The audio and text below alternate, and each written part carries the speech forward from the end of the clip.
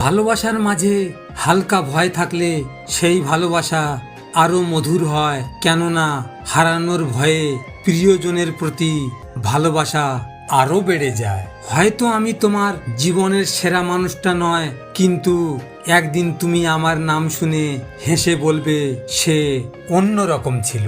আমাকে কাঁদিয়ে যাকে নিয়ে তুমি এত অহংকার করছো, এই অহংকার একদিন ঠিকই ভেঙে শেষ হয়ে যাবে।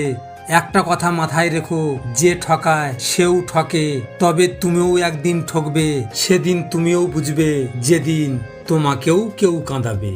কষ্ট তখনই বেশি লাগে যখন কাউকে এক বুক ভালোবাসা আর সম্মান দেওয়ার পরেও অবহেলা পেতে হয়। বাস্তবতা কঠিন হলেও মেনে নিতে হবে, কিছু মানুষ হৃদয়ে থাকবে, ভাগ্যে নয়। ভালোবাসা ছিল, কিন্তু পাওয়ার ভাগ্যটা আমার ছিল না। আমি তোকে অনেক সুযোগ দিয়েছিলাম, কিন্তু তুই কখনোই আমাকে মূল্য দিসনি। আমি চাই না যে আমার জন্য তোমার হাসি খুশি জীবনটা নষ্ট হোক, এই জন্য তোমার থেকে অনেক দূরে চলে এসেছি। ভালো থাকবে প্রিয়। ভালোবাসার শাস্তি বড়ই ভয়ানক। মানুষ প্রতি মুহূর্তে মরে, কিন্তু মৃত্যু আসে না। যে মানুষ তার আচরণে তার নিজের কোনো দোষ খুঁজে পায় না, তাকে তুমি যতই চেষ্টা করো কোনোদিন বদলাতে পারবে না।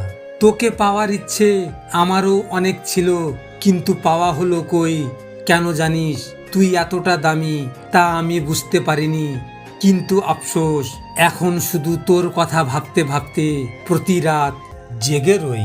তোমাকে না পাওয়ার যন্ত্রণা আমাকে তিলে তিলে শেষ করে দিচ্ছে।